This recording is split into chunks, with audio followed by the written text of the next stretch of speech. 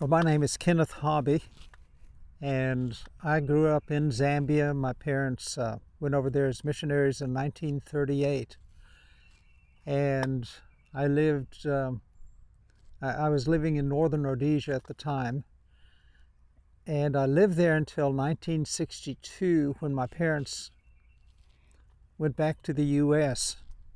Outside of supporting my relatives, I didn't do much in Zambia after 1962 until 2005.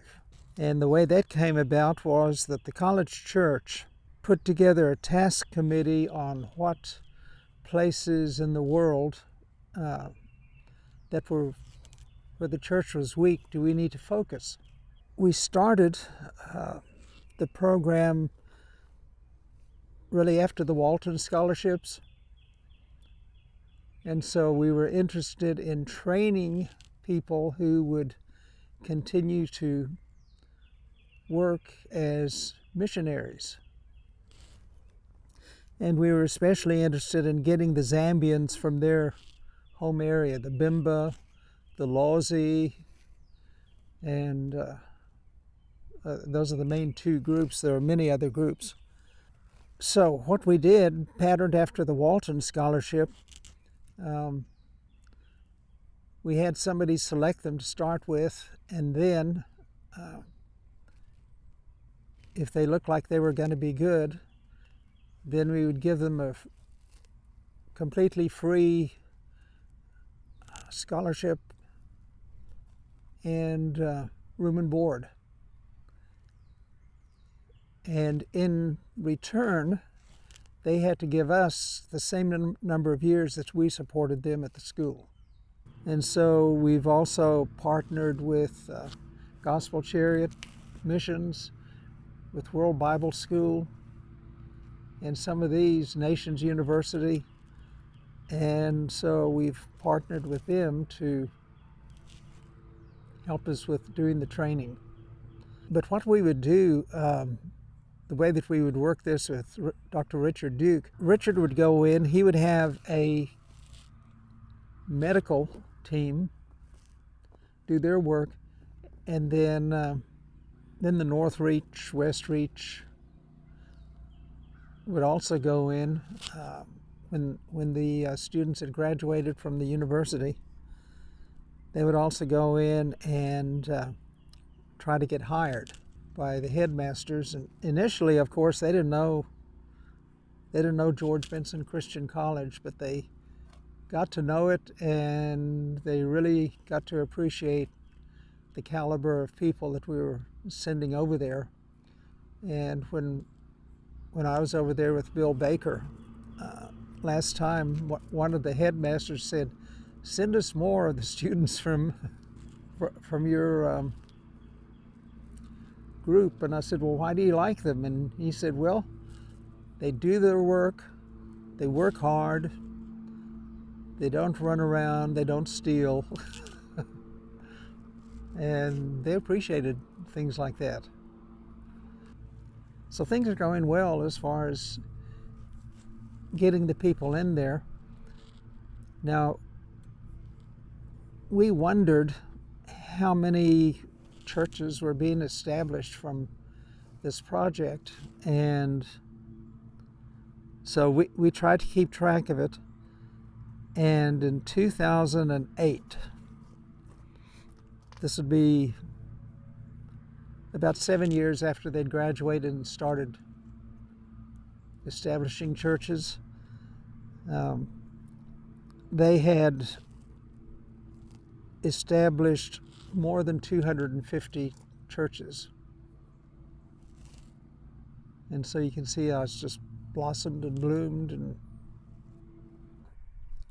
when I went back in 2005, I had started working in the prisons to try to get the money to provide funds for the program, and it wasn't going too well.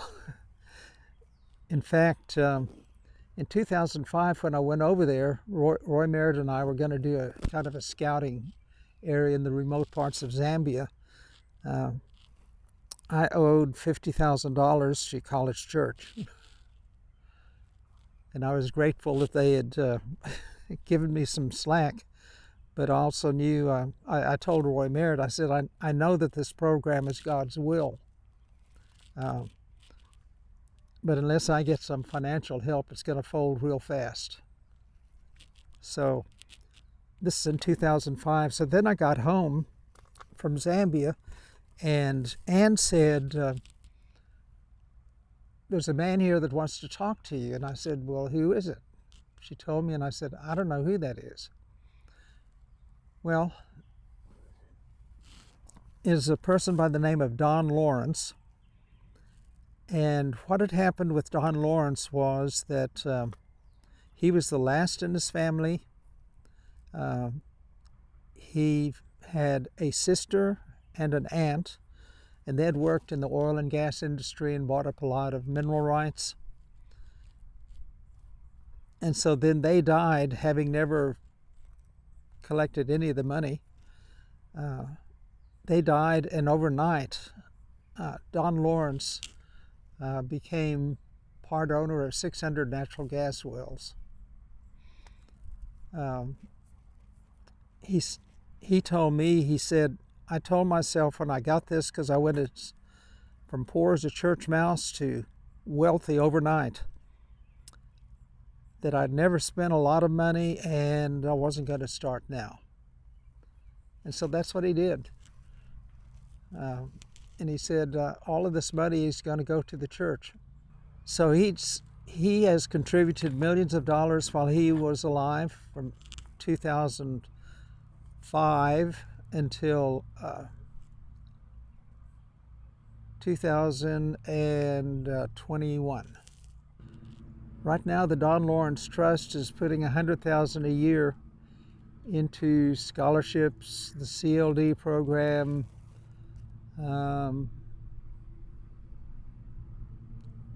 and we're also trying to build up a what would you call it? Well, an endowment where it can build up, and it'll be there when to help students out once the trust has been sunsetted, and just in case there's not enough money to keep it going. What are ways that people over here in America can help with the Zambian Missions? Well, they can help the most with money to carry on the project and funds for materials and things along that line. We're establishing a lot of new churches, but what they don't have are songbooks in their native language, Bibles in their native language, study Bibles for the missionaries to help them prepare sermons and so forth. Money for tin roof, because we're talking about in some of these areas the average per capita income is $50, and so they just simply don't have the money for a tin roof. So they'll build what they can, and it's just kind of left sitting there.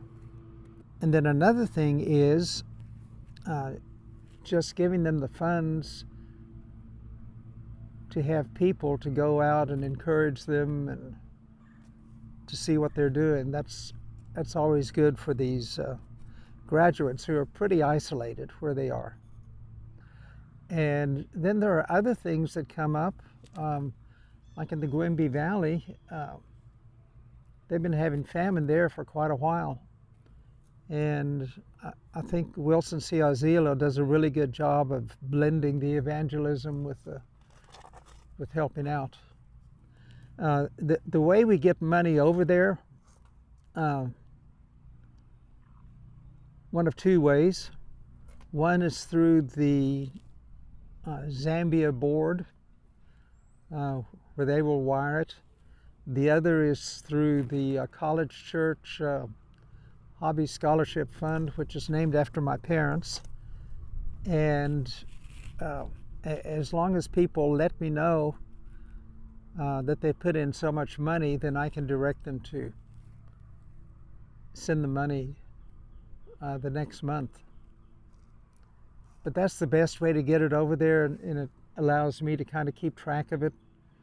There are just so many funds and everything like that that it can all get lost in the shuffle.